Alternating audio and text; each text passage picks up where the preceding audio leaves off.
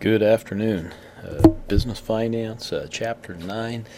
We're getting to, I call this the nuts and bolts, or the real meat for me of business finance. Now, that said, I'm going through a little bit of entrepreneurship and then also senior seminar. I'm finding that I may readjust in the future, and maybe even a little bit for you guys here as we go on, but find that we're not as good at financial statement analysis maybe as we ought to be, and by that I mean even just the basics, understanding the relationships between income statements and cash flows, for example, and their relationship, maybe even to the balance sheet and different things like that, and just a few of the basic ratios that we would normally look at. So I'm going to reserve the right here for project 1, because it ended up being a little more simple than I thought with the new template. But come back and ask you guys a couple questions about that. But onward, we go to chapter 9, and you'll see the assignments are getting a little bit longer. And there's going to be some additional assignments that we're going to do. This is a part of finance that is so extremely important for personal finance, along with business finance. I really can't overstate the importance of this, and so I hope that you put the effort not only into learning this but to retaining this and understanding that it's something that you can and should use for the rest of your life. By the way, it's stuff that my 16-year-old. I'm working with him already on some of this. I think it's that important. Well, let's quote Albert Einstein, because I'm not nearly as bright as Albert Einstein, and he said this, if you guys can read that: compound interest is the eighth wonder of the world. He who understands it earns it. He who doesn't pays it. And as you look at statistic after statistic, you find that in our society, most people are the latter. They end up paying it their whole life. Probably the most common example is buying depreciating assets and paying for it with a loan. Okay, so you're paying interest on something that's a depreciating asset. No worse, in my opinion. I mean, if I'm going to break personal finance down into one most important thing, if I just could teach you one thing, it would be: don't ever buy depreciating assets with credit, ever. Okay, that's cars, that's whatever. Okay, and that's a little difficult at times to accomplish that, but that would be my one lesson. So let's look at the problems. Okay. Assignments 2, 4, 7, 9, 16, 28, 33, 39. Let's go. Here we are. Problem 2, and I did just the same problem but different numbers. So you'll learn how to set these up, and we're going to end up using something now. I don't know that we've used it a ton, but this function key up here, okay, it's the FX, and if you come up, you can click on that, and it'll bring up a little box here that probably difficult for you guys to read, and I don't know if I can, excuse me, I can't make that any bigger, but I'll try to walk you through it then as we go through these. Okay. So in this particular case, we're wondering what present value of numbers are. And again, I just love to set these things up where I've got my things kind of identified over here. So in this case, and we gotta, sometimes what we call things is as important as actually doing the math. And so this asks, what is the present value? So I know I'm solving for present value, so I just put that at the bottom and leave that blank. Okay, and it gives us, in your guys' case, 3 different ones. So you're going to have an A, B, and C. But so what's the present value of, and I used $10,000, number of periods is 20, and the rate is 9%. Again, way different than what you have. And so really what this is saying is if I wanted to put away some money And from a personal finance perspective, this is awesome, right? If I want to put away some money today, enough in one lump sum that'll be worth $10,000 in 20 years, how much would I need to put away? Okay, and the answer will come to us like this. So yeah, these are just inputs, so you guys can put those in. Just make sure you enter your interest rate as 0.09, right? Instead of, okay. So all I have to do then here is, if I come up and I left click on this FX, that brings up that insert function, and some people will come right to here because they know that they're solving for present value, and so you could type that into there and it would actually bring it up. I tend to go to the financial. These are all listed alphabetically, and so I can scroll down, and there's PV, okay, and that's the one we're going to use. Okay, and it says here, returns the present value of an investment, the total amount that a series of future payments is worth now. Now, in our case, we've only got one payment. Okay, so this same function can be used to solve two different ones. One would be a lump sum payment, actually three different ones. One would be a multiple payments. Okay, if you were making multiple equal payments over a period of time, and the other might be a combination thereof. So let's hit OK. And then it brings up this box, and again, I don't think it allows me to make this any bigger, so I'm sorry if it's a little difficult to see on the screen, but it's got rate, number of periods, a payment, and present value, or future value. I'm sorry, this is future value. If you guys can't see it, I can barely see it too, so you know. That's because I've got really old eyes. So I can do it this way, okay? Actually, I could solve this by putting my stuff in here. I could say that my rate's 9%. I could say that my number of periods is 20, and I could say that my future value, which I have here, is 10,000. Okay. And that actually gives me my answer here in the little box, okay? And I can hit OK, and there it is, okay? I prefer, and this is how I would much prefer you guys to do it, is enter your data like this, okay? That way it's going to be easier for me to see, and then just do this, rate, and so I got my cursor there. I can just click on that, and it's done, right? Number of periods, same thing. My blinking thing's there anyhow, so I can just click on that. And then lastly, you know, my future value, and same thing. I can click on that, and away we go. Okay. And why do I like doing it that way? Well, for one, now you could simply copy and paste this to do whatever, you know, series of stuff you have there, you know, or for another, if this was 12,000, you know, instead of 120,000, 12,000 instead of 10,000, I can just plug that in, right? Okay. And I can change it, and it's going to make the changes for me if I've done it this way. And so that's the way I prefer. Again, you guys have three of those, but the how you do it is going to be the same, right? I mean, I can copy this, the whole thing, paste it here, and again, if this is let's say this is $1 million, how much would I have to put away now if I was your guys' age? So I'm 20, and I want to have $1 million when I'm 65, so when I retire, so 45 years, and 9%. Ooh, that's amazing, isn't it? So if I could earn 9% on that, I'd only have to put away $20,000 at the present time. I know that seems like a lot of money for a college student, but think about that. That would be to have $1 million, okay? And that's one lump sum, okay, versus others. Now, if you actually did well, imagine if you invested with Berkshire and his annual return is something closer to that. Meaning, if you put away $582 and you happen to get a return like Warren's, you know, that's all you need to put away one time to have $1 million when you turn 65. And go back to Einstein's quote, right, about compound interest. Okay, onward. So question 4, which you guys have, so I did the same question, and again, I just kind of changed some things, and what I don't want you to do it necessarily the way they're talking about in the book, okay, because you can do it just, well, maybe I do have that.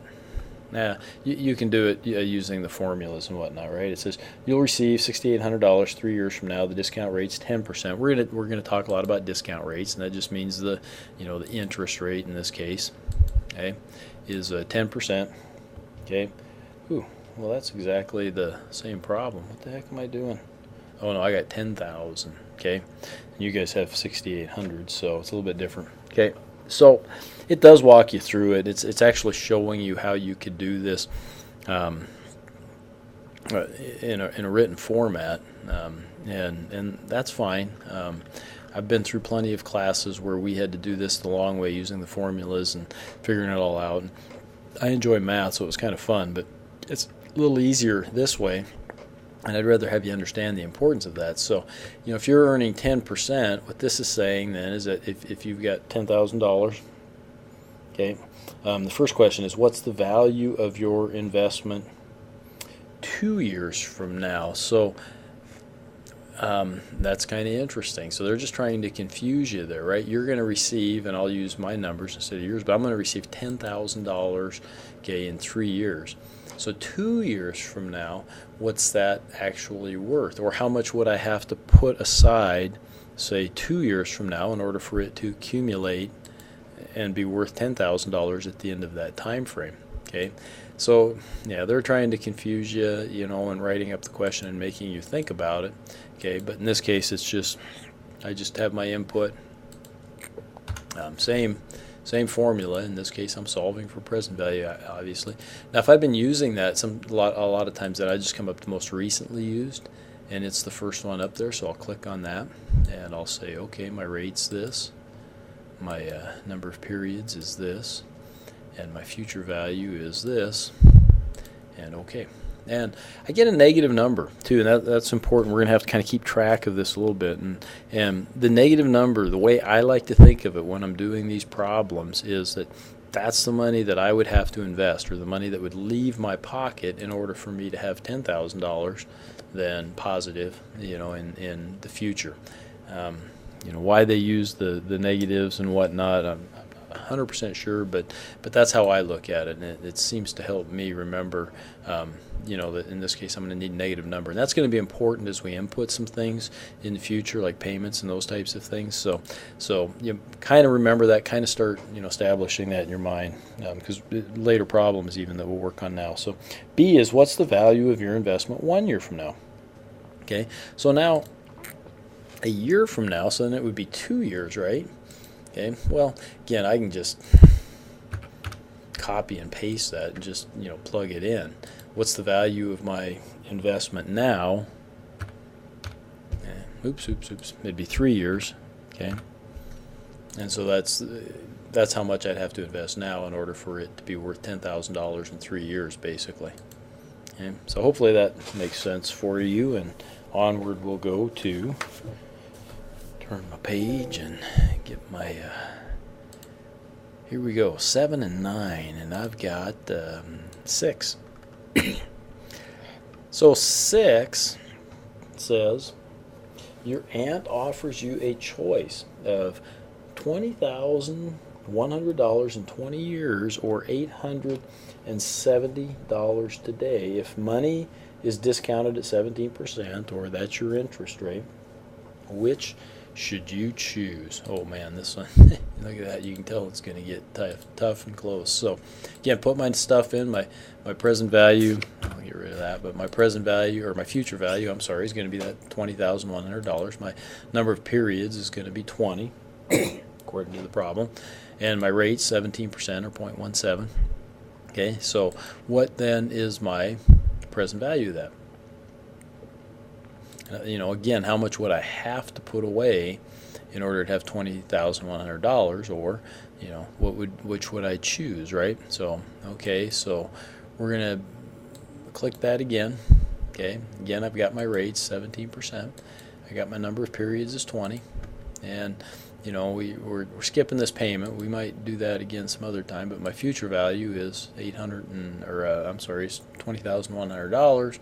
And my answer comes out to be $869.92. So I suppose technically the answer then is that I should take the $870 today because it's worth a whole 8 cents more. Okay, I don't know if your guys's will come that close, but it's worth an entire 8 cents more than what this is. Okay, which means, for example, if I took this $870 and invested it for 20 years at 17%, I would end up with more than $20,100. Okay, and I could do another formula and show you that, but we'll be marching along and doing some of those here soon. So 9, I think you guys have problem 9, yeah, and so I must have done it and hopefully just did some different numbers. 9 says this: you are going to receive $205,000 in 18 years. What is the difference in present value using a discount rate of 12% versus 9%? So this is really just teaching us the value of maximizing your earnings if you can. Okay, and I used $150,000 and I used 10% and 7%. What this will show you is that you'd need to put aside less money. Okay. Less money if you're going to earn more, right, in order to accumulate that same $150,000. So you certainly want to try to enhance your earnings however you possibly can. But in both cases, again, it's the same formula. I'm just solving for present value. Okay. I hope this gets monotonous for you so that, like me, you can do this in your sleep practically. Okay. We did this on calculators. We didn't have Excel when I started in banking. That's how old I am. I know I'm dating myself, but I had an old Texas Instrument calculator that I had from when I went to college. I finally wore it out. I've replaced it just one time actually since, and I got this other one that the buttons are kind of wore off. I can't read them. It doesn't really matter because I know which ones to poke. That's how much I used this and had to work with these types of numbers in the banking world. And granted, you wouldn't necessarily do this, but I'll give you some, as we go along, I'll give you some personal finance reasons, even if you don't become a banker, as to why you might want to. But here we go. So I've got the rate. Okay. Again, I got number of periods, and I don't have a payment, but I do have my future value. And I'm going to end up with a negative number, and that's fine. So $22,297. Now, if I've set it up properly, too, I can just do this, right? So if I'm going to earn, 3% more over 20 years, I can set aside a lot less money, okay, in order to achieve that same goal, is what that's telling me. All right, so we're up to 15, and you guys have 16, and so I did 15. It says Sherwin Williams is going to receive $18,500 a year for the next 25 years as a result of a picture he has painted. If a discount rate of 12% is applied, should he be willing to sell out his future rights now for $165? Yeah, interesting, right? These types of situations actually come up. Okay, when they calculate if you should take the lump sum, okay, in of a lottery winning versus, say, taking out payments. Okay, this is the kind of formula that the lottery folks use basically to calculate that, and they use a discounted rate that how they arrive at that, I'm not sure. They might use their what it costs them to borrow money or something like that would be my guess. Okay, it's also people sell things on contract every now and then. Okay, or people get contract payments for some reason. I used to, me and a partner have some real estate that's in ag, and so we'd get some CRP payments, and I'd get folks writing to me periodically that would just companies saying, hey, we'd buy your CRP contract from you for it's your money, you can spend it now, and if you watch TV and you see some J.G. Wentworth commercials, or you can go on YouTube and find them, they're really kind of not good commercials, but anyhow, there's nothing wrong with them, they're just boring. So anyhow, it's a little bit different now, right? Because now instead of having a future value, we actually have this payment of $18,500, right? And we've got a number of periods is 25 and rate, but I'm still solving for present value. And so as you remembered, okay, the present value formula had a payment option in there, okay? And so I'm going to click OK. and I got my rate, okay, and I've got my number of periods is 25, okay, payment, okay, and my answer comes out to a number that's too big and doesn't fit, so I need to expand my column, which I did. Okay, $145,000 is what that's worth on a present value calculation. So if somebody was offering me $165,000, I should accept that. By the way, this is a similar calculation. I think the one Buffett uses is a little more complex, but is basically what he uses to calculate the value of companies that he wants to purchase for Berkshire Hathaway. He's taking what their cash flows are. He assumes that those cash flows are going to grow at a certain rate, and then he plugs that in and figures out a net present value. And basically, he's called a value investor because he thinks that then if he can buy the company for less than what he's calculated there, it's a good deal. And he buys companies on that basis. So again, it's an important calculation that we can do. Yeah, we got a bunch more to go through, so not so much today, but as we're going to have some other sample problems and different things that we're going to do for Chapter 9 type of stuff. So here we go. So let's jump to 27. You guys have, wow, that's a big leap right there. Wow. You guys have 28. So 27 says, I got to turn the page in my book, and it says, here we go. Holy cow, it's a long one. As stated in the chapter, annuity payments are assumed to come at the end of each payment period, termed an ordinary annuity. However, an exception occurs when the annuity payment comes at the beginning of each period, termed an annuity due. What is the future value of a 15-year annuity of $1,800 per period, where payments come at the beginning of each period? Okay, the interest rate is 12%. Hint, if you're using, which we're not, so we don't really need to do that. So we're not solving for future value or present value anymore. We are solving for future value now.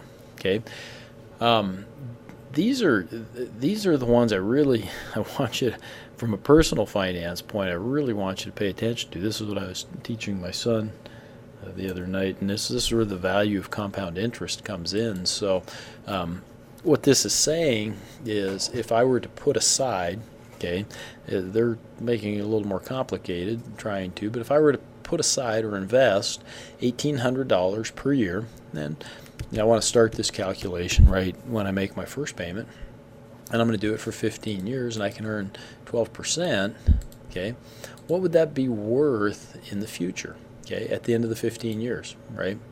And that would be at the very end of the 15 years. So I would actually make my 15th payment, wait a year, and then I would know what that was worth. So keep in mind that's roughly $150 a month, right? It's $1,800 per year. Mathematically, it works out to be a little bit more than $150 a month because you're making it all up front. But I keep making things more confusing instead of less. Shoot, oops. Let's cancel this out and do it.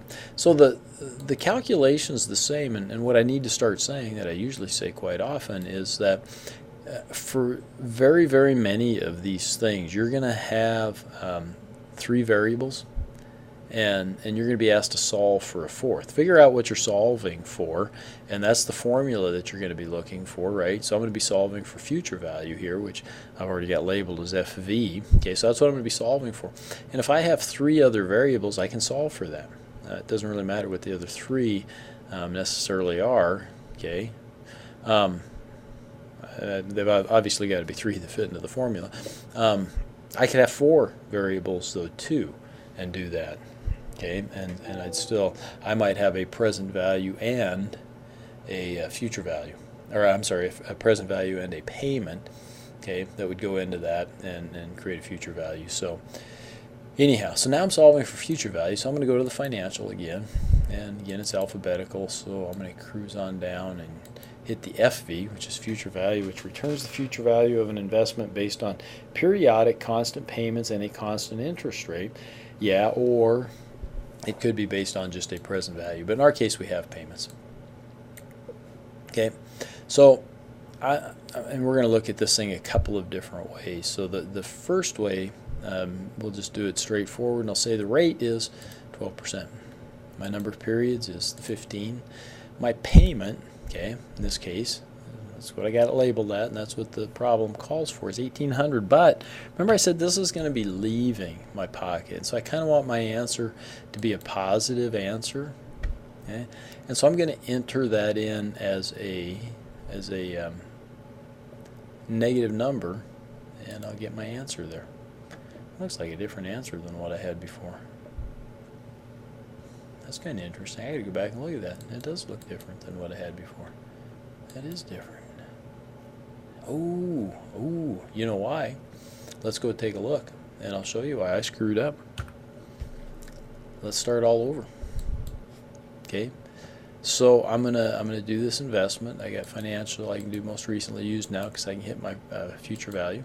Okay, and so my rate's 12%. My number of periods is 15. See, I screw up big time. And my payment, then I'm going to put a minus, and I can put the minus in here, and then I can still just click on that, right? Okay, but then it's come down here and it says type. Okay, and so we've got returns the future value. Well, that was just the definition, but the type is a value representing the timing of payment, colon. Payment at the beginning of the period equals 1.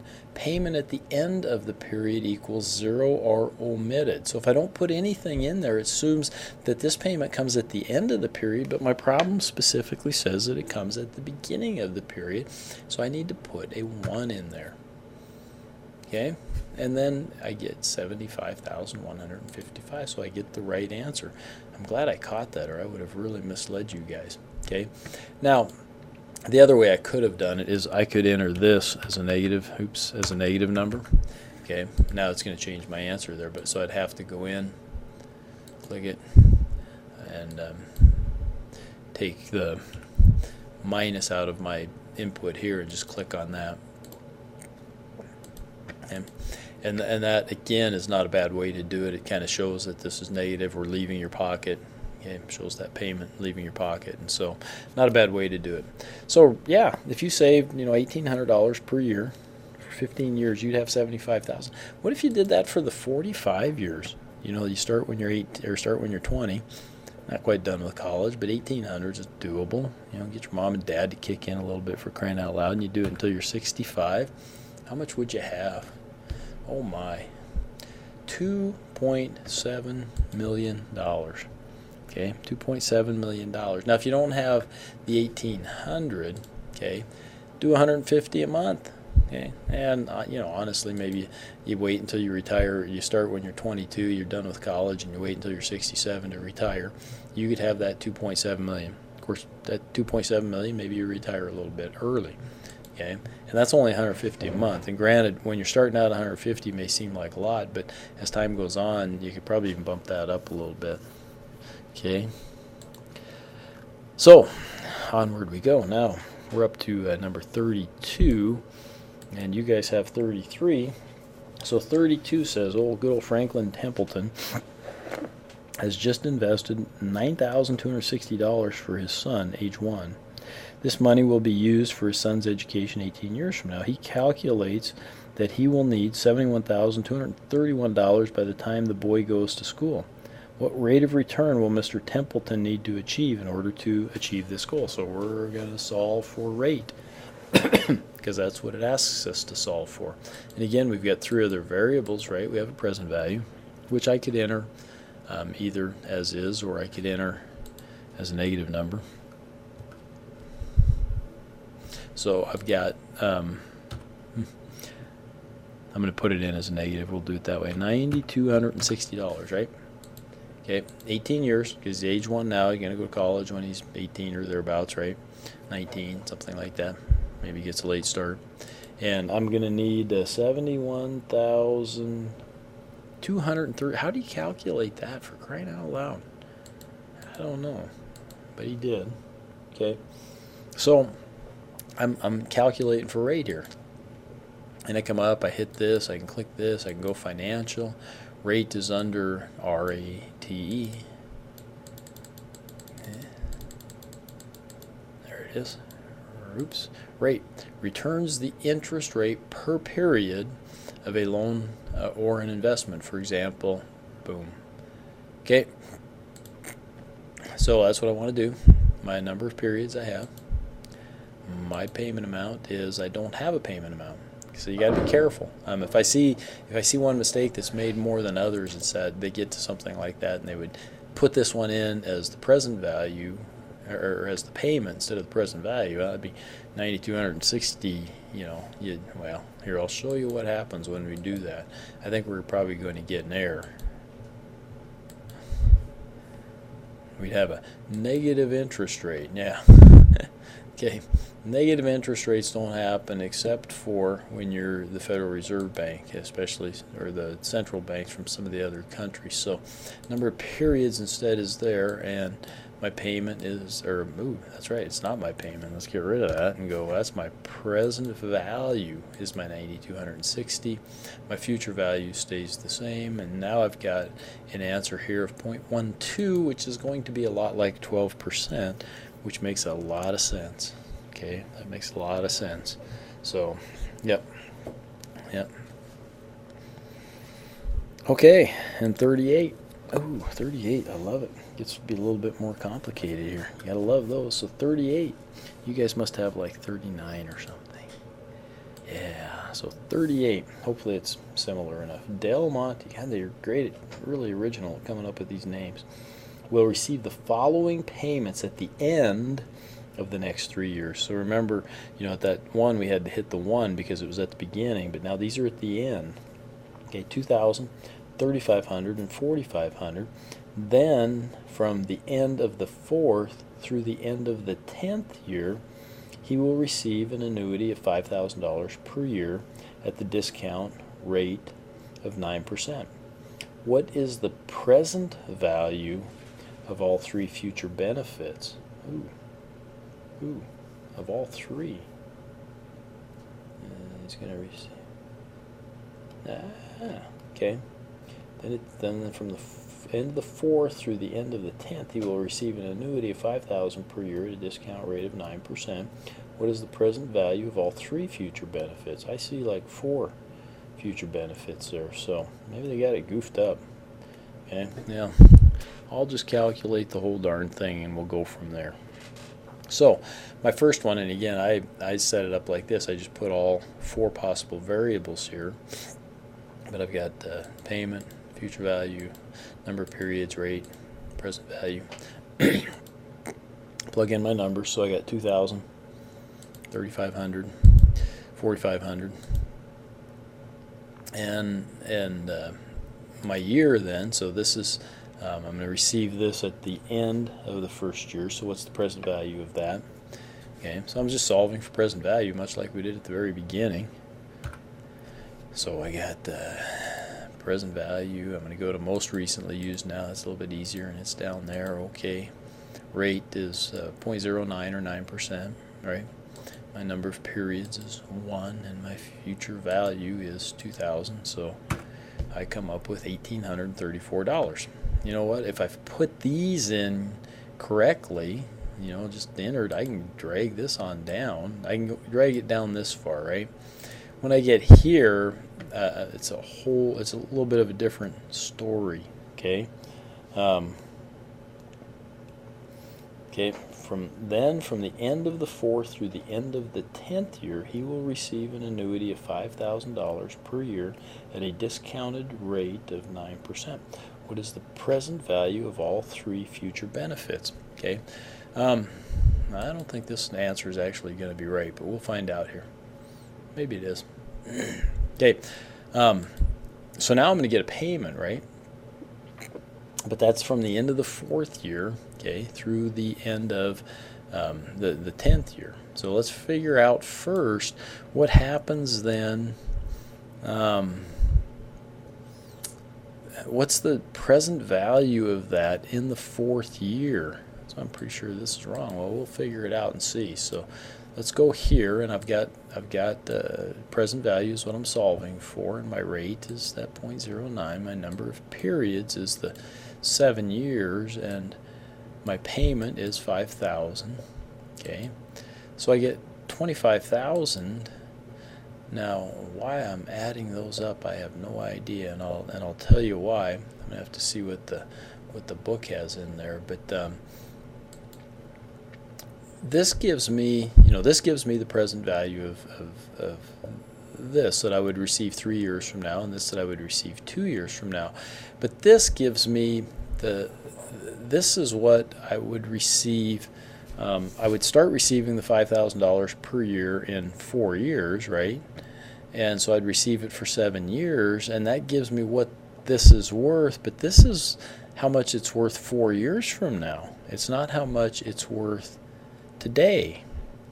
Okay? And so I think that I actually have to have another formula in here, because I need to figure out what the net worth of this is, or what the present value, I'm sorry, of this is today. Okay? Which is kind of interesting. So I'm gonna put this in, or I'll just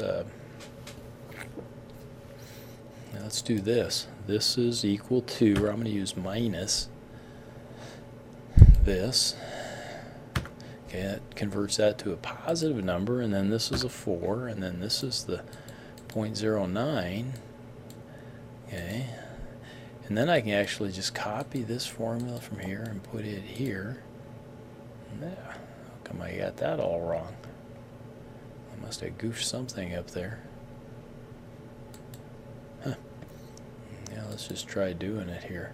So my rate is 0.09, my number of periods is 4, and my future value is, that'd be 17,000, right? I'm going to hit pause for a second. I want to make sure, that I'm reading the problem correctly. I know it's the last problem, and I think I'm reading it correctly. I hope that they wrote it correctly. So I'll be right back to finish this. Okay, I was kind of reading it correctly but doing it wrong, so because I was interpreting it a little bit wrong, or at least the time frame. So let's go back to this one. So when we did our present value here, we came up and we did our present value calculation. We've got our rate in there of 0.09. We've got our number of periods of 7, and our payment is 5,000, right? Okay, no future value.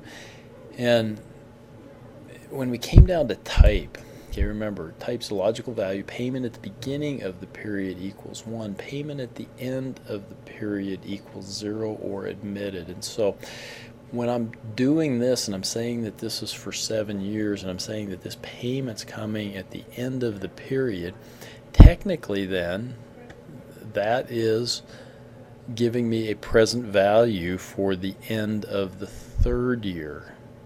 Okay, and there's actually 2 ways that we could do this and look at it, and I'll show you maybe both of them. Okay, so I enter that, and that gives me my value that's technically at the end of the 3rd year, and so this becomes a 3-year solution for present value, which gives me $19,431.82. Now, to get my official answer, by the way, I still have to, this is equal to this plus this plus this plus this one only. Okay, that's my total answer that I'm really looking for, so you know. Okay, excuse me a sec. Sorry, I had to sneeze. So the other way I could do that is I could change this to a 1. Okay, so that would be like I'm getting that $5,000 at the beginning of each period, or at the beginning of the 4th year, and so that's going to give me a present value for the beginning of the 4th year, and then change this to a 4 years, and I end up with exactly the same answer. Okay, so a couple different ways to look at it. When you guys look at yours, you're going to have payments $1,200 for 5 years, right? Then you receive an annuity of $8,500 a year from the end of the 6th through the end of the 15th. So you get 6, 7, 8, 9, 10, 11, 12, 13, 14, 15. So 10 years of those, right? And the appropriate discount rate is 14%. So you can do that at the end of the 6th year. So again, if you use your 10 years and you leave this as 0, that's going to technically give you a present value for the end of the 5th year. Okay, if you do this with a 1, that's going to give you the present value for the 6th year, and then you would use 6 here. Okay, if you use the 0, you use 5 here. If you use the 1, you would use 6 here, and basically that should give you the correct answer. So more confusing to read it and understand how to put it together than it is to actually do the calculations. So good luck with that. I've taken plenty of time to go over this assignment, but it's a little longer assignment, so good luck, and we'll talk to you next week. Actually, I'll talk to you a little bit later, hopefully, about Project 2.